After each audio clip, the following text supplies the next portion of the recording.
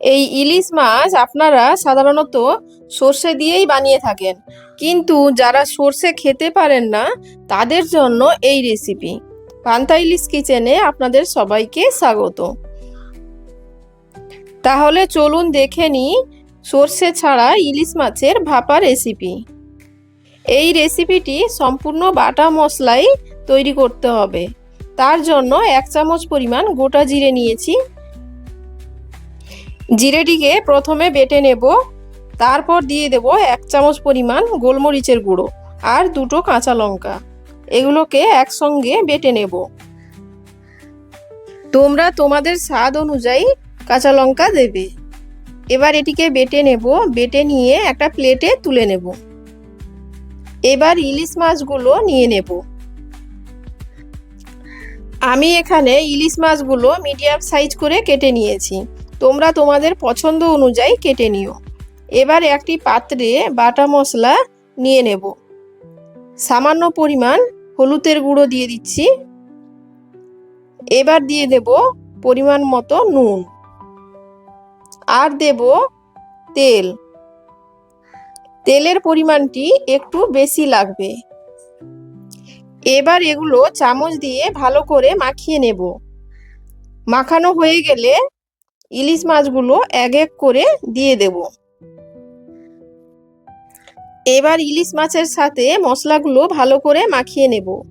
মাখিয়ে নিয়ে 5 মিনিট রেস্টে রেখে দেব।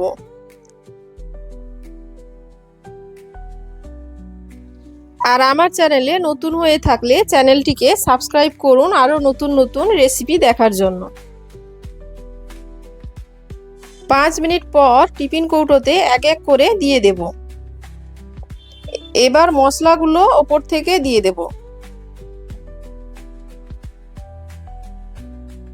অল্প একটু মশলা বাটি ধুয়ে জল দিয়ে দেব।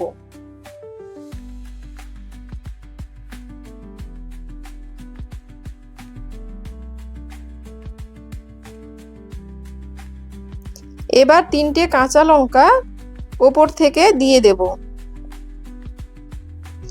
এবার লঙ্কাটি দেওয়ার পর ঢাকা দিয়ে দেব।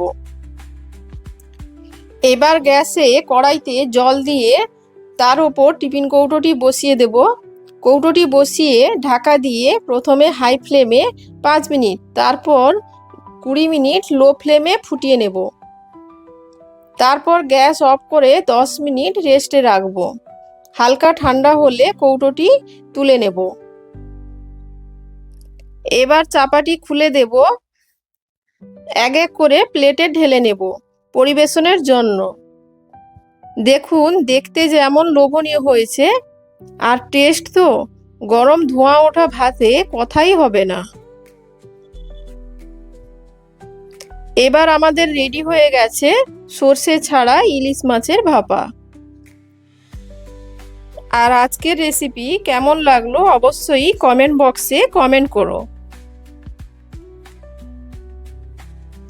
আর যারা সাধারণত সর্ষে খেতে পারেন না তারা এই সর্ষে ভাপা রেসিপিটি ট্রাই করতে পারেন।